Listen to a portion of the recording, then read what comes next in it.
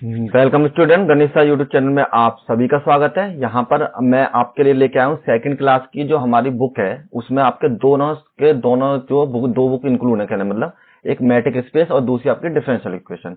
तो matric space के lecture तो हमारा ऑलरेडी स्टार्टेड है, तो मैंने सोचा पूरी बुक को एक साथ कंप्लीट करा देते। तो अब डिफरेंशियल इक्वेशन के जो चैप्टर है वो भी हम साथ के साथ करते चले जाते हैं, क्योंकि इंपोर्टेंट है और काफी बड़ी भी बुक है, तो इसलिए जल्दी जल्दी करा देंगे हम इसको, ठीक है।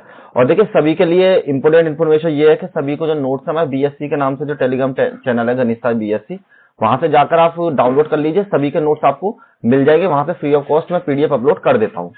तो देखिए आज का जो हमारा चैप्टर है, हमारे चैप्टर का नाम है differential equation of the first order and the first degree. तो आपको फर्स्ट ऑर्डर की जो इक्वेशंस हैं और जो आपकी फर्स्ट डिग्री वाली इक्वेशंस है उनको आपको सॉल्व करना है और उसके थ्रू आपको निकालना है। ये हमारा लेक्चर बनना सबसे पहले, तो चलिए स्टार्ट करते हैं।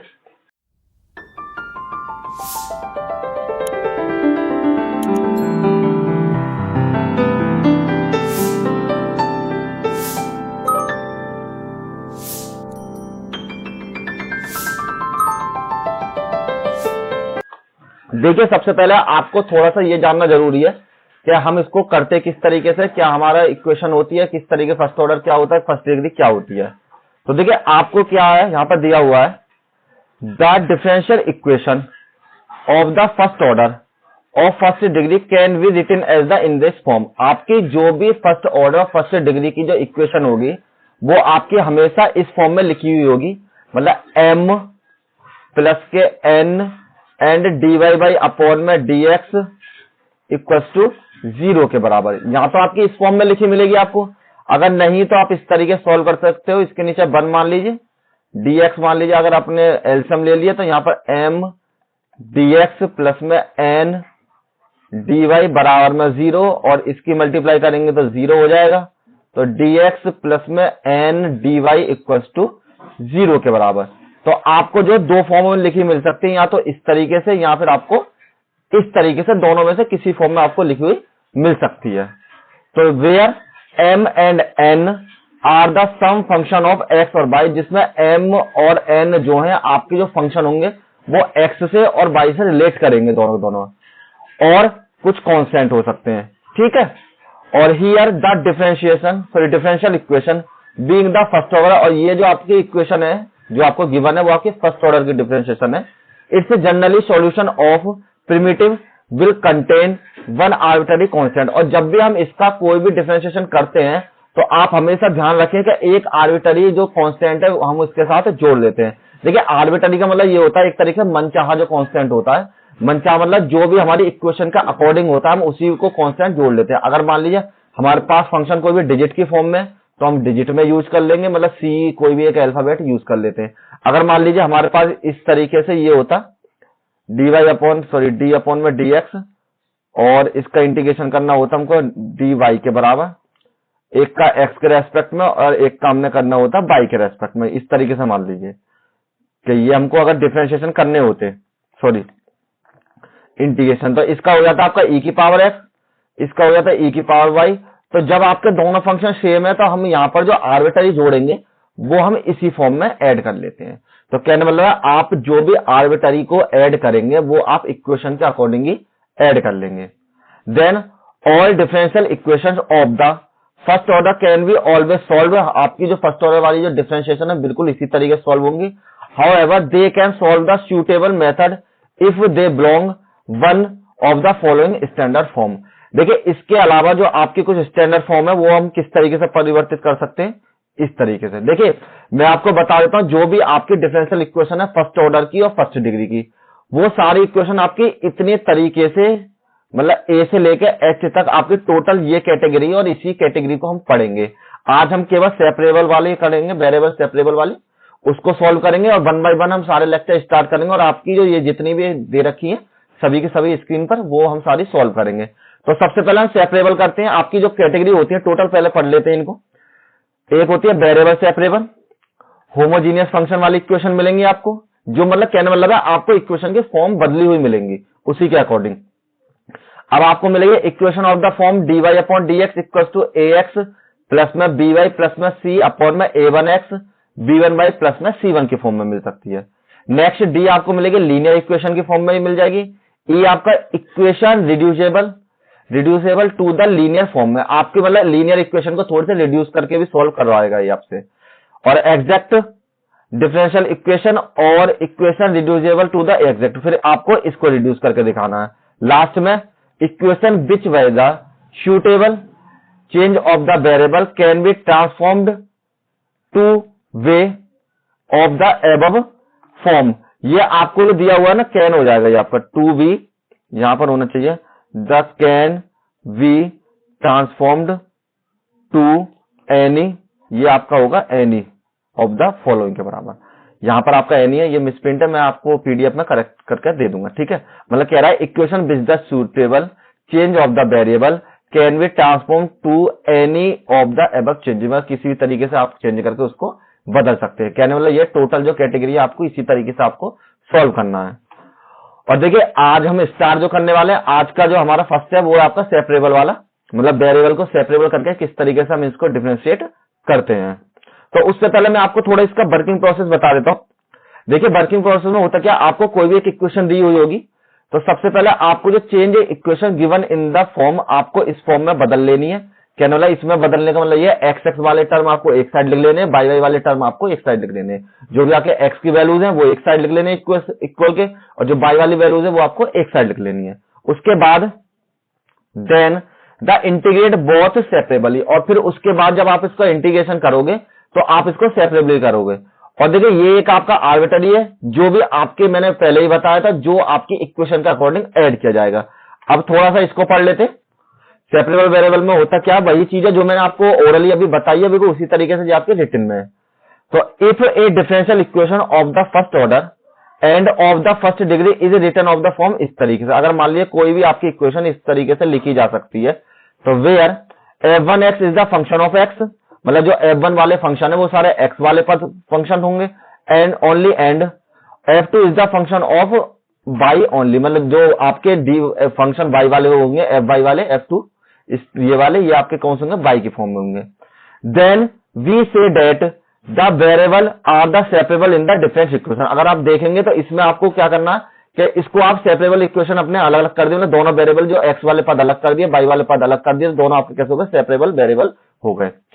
इन such equation it is possible to get dx and all the term of involving x, मतलब जो भी आपके x इन्वॉल्व वाले टर्म है, मतलब x वाले जितने भी टर्म है उनका हम गेट मतलब उसका इंटीग्रेशन करेंगे dx के रेस्पेक्ट में on side, and dy along with the also term of the involving y वाले आउटसाइड, जो आपके दूसरी वाले पद है वो आपके बाई साइड dy के साथ हम y वाले पदों को लिख लेंगे। To solve such a differential equation integrated the two side and an arbitrary constant are the integrating of any two side। तो आप दोनों में से किसी भी साइड में, ये भी जरूरी नहीं है कि आपको राइट हैंड साइड में ही आर्बिट्ररी को जोड़ना है या लेफ्ट हैंड साइड में जोड़ना है, जिसको आपको मन करे उस साइड में आप आर्बिट्ररी को जोड़ सकते हो, और आपकी जो इक्वेशन है वो इस फॉर्म में बदल जाएगी इंटीग्रेशन होने के बाद। तो where c is the arbitrary constant, जो आपका c है वो एक आर्बिट्ररी कांस्टेंट है। The arbitrary constant can be choose in the any suitable for the answer, that is we can replace it by the log c, tan inverse c, sin c and e की power c etcetera, इसी form में आप बदल सकते हो। मतलब जिस तरीके से आप चाहो डिफरेंशियल इक्वेशन में आर्बिट्ररी को उसी के अकॉर्डिंग आप लगा सकते हो। मैंने आपको पहले ही बता दिया, आपको आर्बिट्ररी उसी के अकॉर्डिंग चेंज करना है जो भी आपके डिफरेंशिएशन मतलब डिफरेंशियल इक्वेशन को चेंज करना होता है, ठीक है। तो देखिए आज की जो पीडीएफ है उसमें आपका एक एग्जाम्पल भी है जिससे आपको समझ में आ जाएगा किस तरीके से इसको करना है, और आज इसी पर एग्जाम्पल को कर कर ही हम स्टॉप करेंगे। इसके बाद जो नेक्स्ट होंगे हम इससे रिलेटेड जितने भी क्वेश्चंस हैं हम वहां पर वो सारे क्वेश्चन करेंगे, यहाँ पर जो भी आपके सारे एग्जाम में आए हुए क्वेश्चन है, यहाँ पे आपको जो मैं क्वेश्चन करा दूंगा उन्हीं में से आपको एग्जाम में मिल जाएगा। इससे अदर मतलब इससे जो अलावा आपको कुछ भी बाहर से पढ़ने की जरूरत नहीं है। अगर आप कंटिन्यूअसली मेरे लेक्चर पर अटेंड रहते हो तो आपको जितना भी मैं बता दूंगा वो सारा आपको एग्जाम में मिलेगा। आप उसमें से 75% पूरा का पूरा मतलब 75 नंबर का आपका एग्जाम आता है और 75 मार्क्स का आप पूरा अटेम्प्ट कर सकते हो। मैं इतना आपको सिलेबस करा दूंगा, ठीक है। तो चलिए जो क्वेश्चन नंबर 1 स्टार्ट करते हैं। और देखिए जैसा भी आपको वीडियो पसंद आती रहे आप लाइक और कमेंट करते रहिए। अगर आपको कोई इश्यू है तो उसका ही कमेंट कर सकते हैं, तो मैं उससे रिलेटेड आपको वीडियो या कोई भी सोल्यूशन आपको देता रहूंगा। और पीडीएफ जरूर डाउनलोड कर लें वहां से जाकर के। चलिए सबसे पहले क्वेश्चन नंबर 1 स्टार्ट करते हैं। सॉल्व 1 प्लस में एक्स स्क्वायर डीएक्स और 1 प्लस में वाई स्क्वायर डीएक्स। आपको ये सॉल्व करके दिखाना है।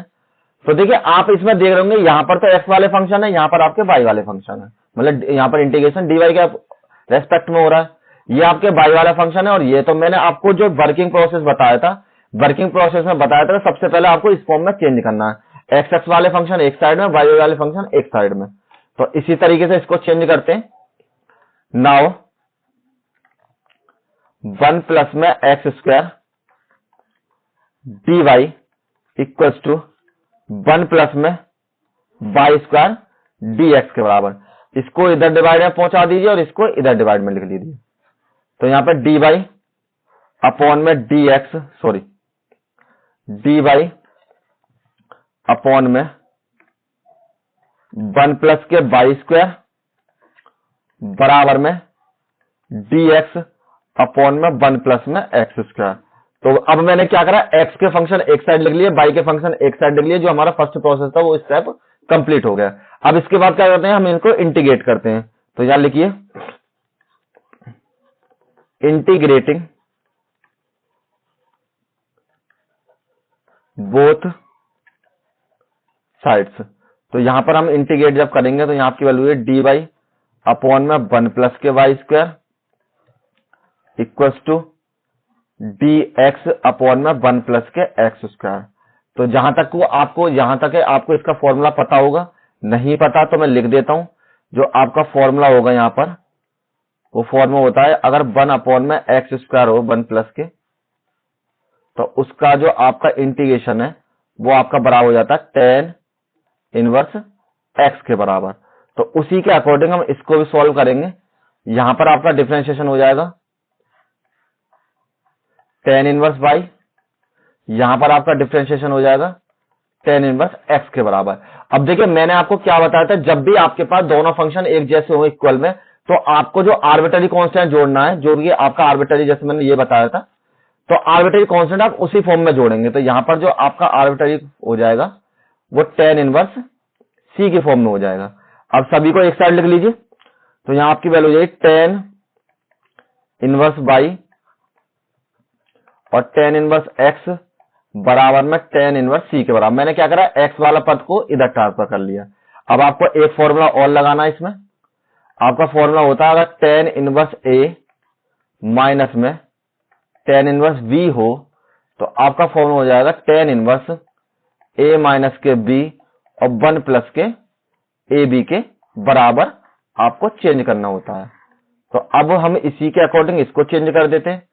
तो यहां आपकी वैल्यू हो जाएगी tan इनवर्स y माइनस के x और 1 प्लस में y x बराबर आपको सेम टू सेम ऐसे लिखा रहने दीजिए। यहां पर आपकी वैल्यू है tan इनवर्स c के बराबर। तो tan से आपका tan कैंसिल, 1 माइनस के x 1 प्लस के yx बराबर में c, और यही छोड़ दीजिए। यहां पर आप बटे में 1 क्रॉस मल्टीप्लीकेशन कर लीजिए। तो y माइनस के x बराबर c 1 प्लस के y x के बराबर। आपको चाहो तो यहां पर भी आप छोड़ सकते हो और यही आपका आंसर हो जाएगा। देखिए सिंपल प्रोसेस था वैसे तो, और इसी तरीके क्वेश्चन हम जो नेक्स्ट जो वीडियो आएगी उससे बने रहें। तो इससे रिलेटेड हम जितने क्वेश्चन है वो सारे कंप्लीट करेंगे। और अगर आपको किसी तरीके इश्यू है तो आप कमेंट कीजिए मुझे, ठीक है, मैं आपको सॉल्यूशन जरूर दूंगा। और इसकी पीडीएफ आपको अपलोड हो जाएगी 24 घंटे के अंदर, और वहां से आप डाउनलोड कर लें। टेलीग्राम चैनल को लाइक कर लें और उसको सब्सक्राइब भी करें, जिससे कि आपको पता पड़ जाए कौन सी वीडियो हमारी कब अपडेट हो रही है। Thank you all of you. Notification on रखें हमेशा टेलीग्राम का।